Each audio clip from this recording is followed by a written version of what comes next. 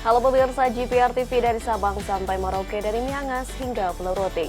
Bertemu lagi bersama saya Bilky Sabila dalam program Kominfo Yusuf. Halo pemirsa GPR TV dari Sabang sampai Merauke.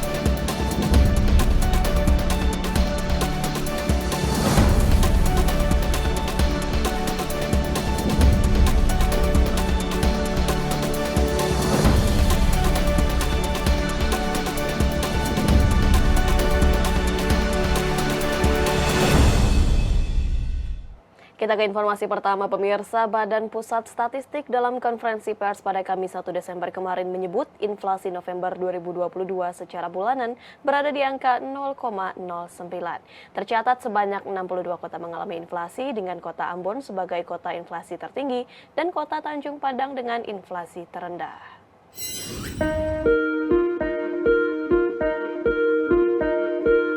Badan Pusat Statistik dalam konferensi pers Kamis 1 Desember mengumumkan inflasi November 2022 secara bulanan di angka 0,09%. Deputi Bidang Statistik Distribusi dan Jasa BPS Setianto menjelaskan, dari 90 kota yang diamati pihaknya, sebanyak 62 kota mengalami inflasi. Dengan rincian tertinggi di kota Ambon sebesar 1,15%, sedangkan terendah atau deflasi dialami kota Tanjung Pandan yang mencapai minus 0,64%. Adapun secara keseluruhan, komoditas bahan pokok menjadi penyumbang inflasi secara bulanan. Inflasi secara bulanan terjadi karena ada peningkatan indeks harga konsumen dari 112,75 pada Oktober 2022 menjadi 112,85 pada November 2022 yang disumbang oleh kenaikan harga telur ayam ras dengan andil 0,2% karena adanya peningkatan permintaan. Selain telur ayam ras, kenaikan harga komoditas yang menyumbang inflasi secara bulanan yaitu rokok filter, tomat, emas perhiasan, beras, serta tempe dan tahu mentah. Pada November 2022 ini terjadi inflasi sebesar 0,09% atau terjadi peningkatan indeks harga konsumen sebesar 107,05 pada November 2021 menjadi 112,85 pada November 2022. Kemudian kelompok penyumbang inflasi bulanan terbesar adalah untuk perawatan pribadi dan jasa lainnya. Komoditas yang menyumbang inflasi secara mantuman kita coba identifikasi. Yang pertama adalah telur ayam ras, rokok kretek filter, tomat, emas perhiasan, beras, tempe, dan tahu mentah. Sementara secara tahunan terjadinya inflasi mencapai 5,42% dengan komoditas penyumbang utama diantaranya bensin, bahan bakar rumah tangga, dan tarif angkutan udara. Kemendikbudristek mendapatkan alokasi anggaran tahun 2023 sebesar 80 triliun rupiah. Nilai ini naik dari anggaran tahun 2022 yang hanya sebesar 72,0 triliun rupiah. Dari alokasi anggaran 2023 akan dialokasikan untuk pengembangan program prioritas Kemendikbud seperti program Merdeka Belajar.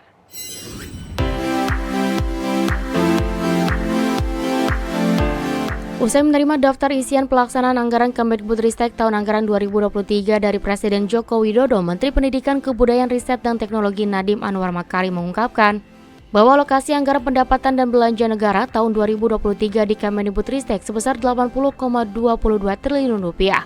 Sebelumnya, tahun 2022 Kemendikbudristek hanya mendapatkan anggaran sebesar 72,9 triliun rupiah.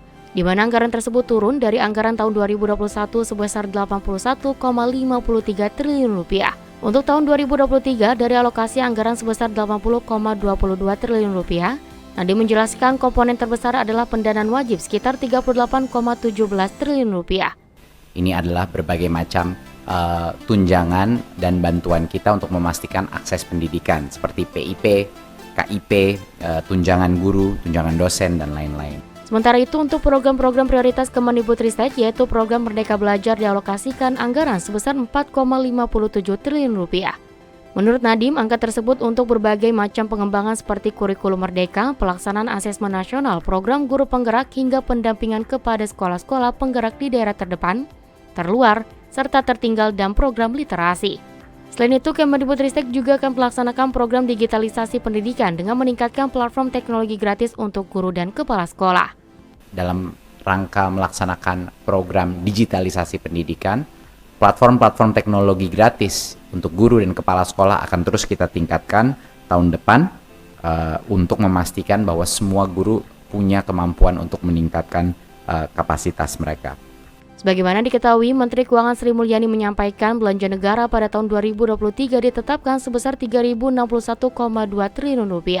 Total anggaran ini terdiri dari belanja pemerintah pusat Rp2.246,5 triliun, serta dana transfer ke daerah sebesar Rp814,7 triliun. Defisit APBN tahun 2023 makin mengecil, yaitu sebesar 598,2 atau 2,84%. Ini secara konsisten melaksanakan Perpu 1 2020 atau Undang-Undang 2 2020, yaitu konsolidasi fiskal, di mana pada tahun 2023 defisit harus dijaga di bawah 3% dari GDP.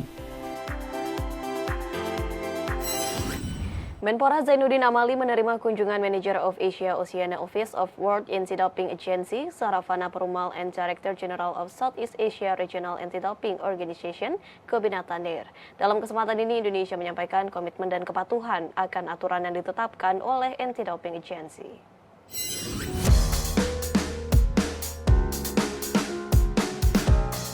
Menteri Pemuda dan Olahraga Republik Indonesia Zainuddin Amali menerima kunjungan courtesy call dari Manager of Asia Oceania Office of World Anti-Doping Agency Saravana Perumal and Director General of Southeast Asia Regional Anti-Doping Organization Gobina Tanir di ruang kerjanya kantor Kemenpora Senayan, Jakarta.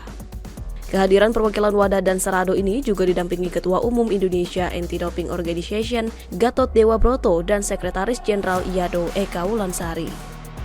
Dalam kesempatan tersebut, Ketua Umum Indonesia Anti-Doping Organization Gatot Dewa Broto kembali menyampaikan komitmen Indonesia untuk tetap mematuhi dan patuh terhadap apa yang telah menjadi aturan dari World Anti-Doping Agency Code. Ya, itu sama seperti dengan NADO lainnya di negara manapun, itu wajib hukumnya untuk harus patuh kepada aturan WADA Code, jadi World Anti-Doping Code. Menurutnya, kepatuhan itu adalah satu-satunya cara untuk menghindari agar bangsa Indonesia dan IADO tak terulang mendapatkan sanksi dari WADA kembali. Itu satu-satunya cara untuk menghindari seandainya kita tidak ingin kena sanksi. Tapi tidak ada jaminan bahwa kita itu akan terbebas sanksi, nggak ada jaminan. There is no guarantee that Indonesia will avoid any possibility of sanction, but hopefully sejauh kami ini tetap patuh kepada aturan pada code, ya kami insya Allah akan terhindar dari itu. Sementara itu, Director General of Southeast Asia Regional Anti-Doping Organization Gobina Tanir menilai IADO telah bekerja dan berkembang dengan baik. A few words in English.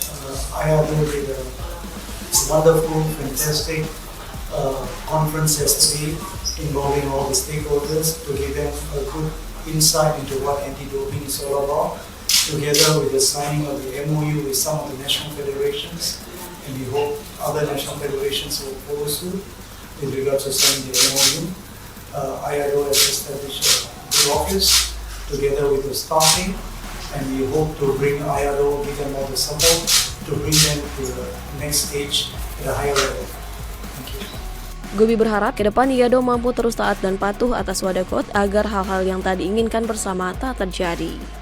It's a work in progress. We look at all processes and we ensure that they are all in line with the World Anti-Doping Code.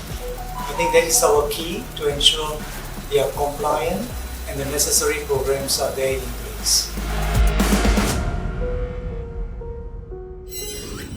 Seiring dengan melandainya kasus COVID-19, Kementerian Kesehatan Republik Indonesia menjadikan peningkatan layanan kesehatan masyarakat menjadi prioritas. Menteri Kesehatan Budi Gunadi Sadikin mengatakan, alokasi anggaran Kemenkes tahun 2023 akan memperbaiki fasilitas kesehatan dan juga sistem pembiayaan kesehatan serta berbagai program kesehatan masa depan yang berbasis bioteknologi.